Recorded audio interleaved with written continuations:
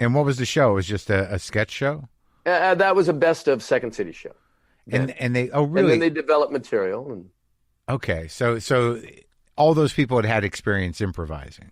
I'm not. They say you learn quickly Yeah. at Second City. You learn things like the things that I was afraid of was I'd always been the funny guy at parties, and I was funny on stage.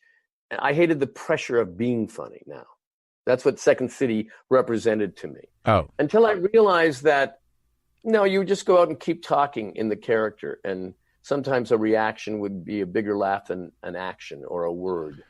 right. And so you learned to calm down, Right. And just inhabit while the at the guy. same time learning how to improvise. Right. But you're also like, I would imagine you can sing and stuff too, which is a nice Right. thing, right? Not that Right. you need it for improvising, but you could, I mean, you've done musicals. It's exciting. Yeah.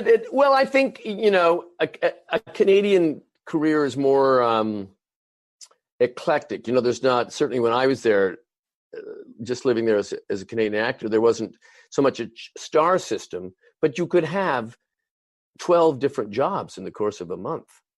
Where if you were an American actor in Hollywood, you would never get that kind of practical experience. Yeah, I've noticed that about Canada, and I've said it to other Canadians that if you hang around Canadian show business and long enough, you'll get your show. You'll get something, but you'll also have had logged hours of things that maybe no one saw. But like still, what? What did you do that no one saw? I at 22 was the host of my own show on CBC called Right On. Yeah. And it was live. Yeah. At 5 p.m. Yeah.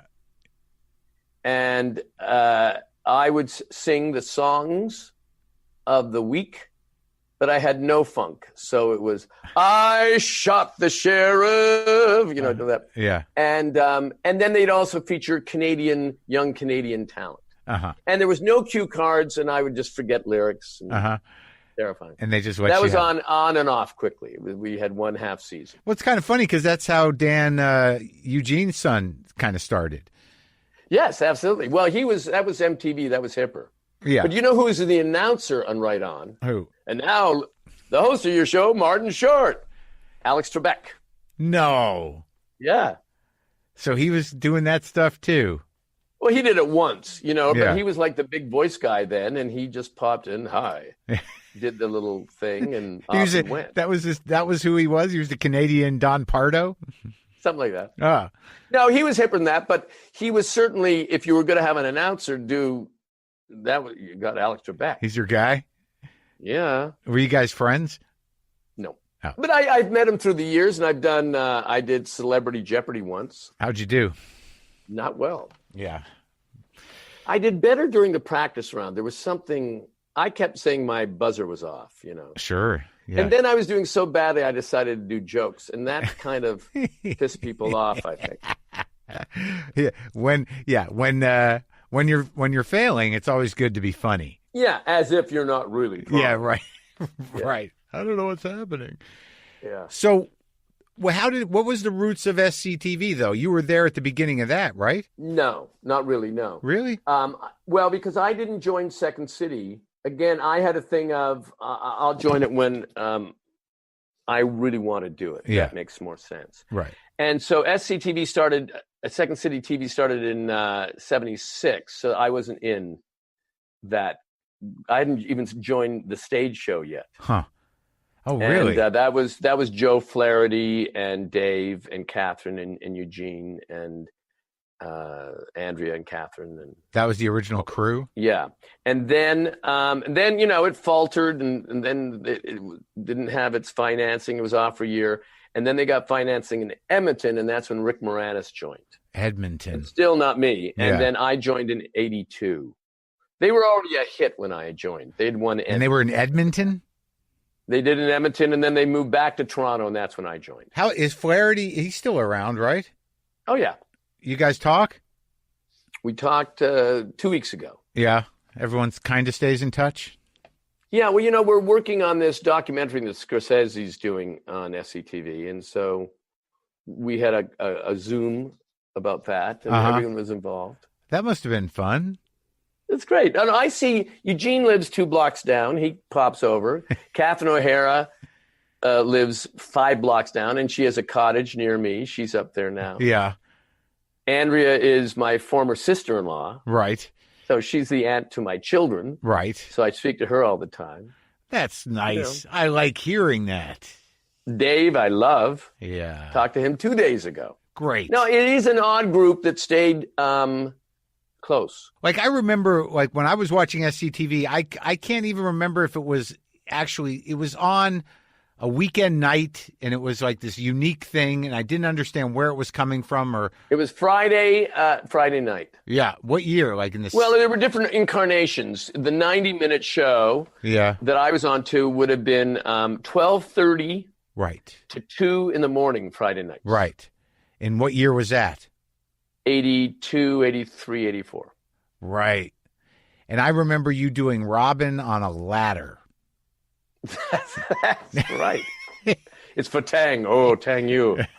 Yeah. And you're just up on the ladder, and then I remember, oh, beat me down, Scotty. You know. Yeah. You did a good Robin. I think you might do the best Robin. Well, I certainly not. A lot of people were doing it at the time. Oh, really? He wasn't that big a star yet? Or? Oh, he was a big star, but it was just like no one could figure it out. On that. Yeah, figured it out. Yeah. Figured out the pace. But the way you do SCTV is that, let's say a writer wrote a piece, I remember, or Eugene wrote it, I think. It was the idea that Gore Vidal and Norman Mailer had a famous fight at a party, and evidently Mailer threw a glass of wine in Gore Vidal's face. And so the piece was reenactment of the fight. I played Gore Vidal, Eugene's Norman Mailer. And then it becomes a Tide commercial as they try to get the stain out of my shirt. And it ultimately is a Tide commercial that they've done. So someone said, you read it, it's funny. And someone says, hey, can you do Gore Vidal? And you go, sure. You have no idea if you can do Gore Vidal. Right. Then you go home. Yeah. And what I used to do is I'd get a recording of Gore Vidal and I'd type it up, transcribe his 2 minutes of Gore Vidal in an interview. Right. And then I juxtapose it with the script for the piece. But if you notice, like from the transcription of Gore Vidal, everyone speaks in a certain pattern, certain words they use a lot, certain ahs.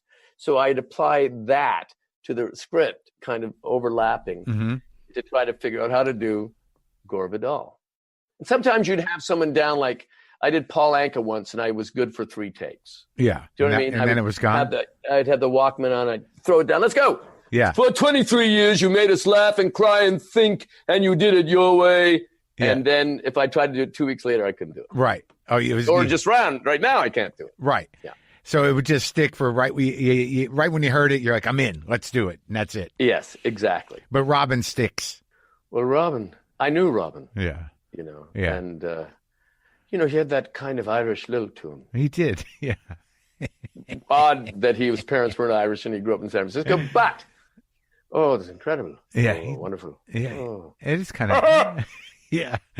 So did you guys ever so you've done your impression of him to him, and he probably got to be. Oh my God. Yeah. He did SCTV. Yeah. We did Bowery Boys in the Band. The Bowery Boys and Boys in the Band, and I played Hunts Hall, and he was Leo Gorcey. It was fantastic. Oh, that's great. I used to watch that at my grandparents' house. Bowery Boys. No one remembers. I love the Bowery Boys. They were great.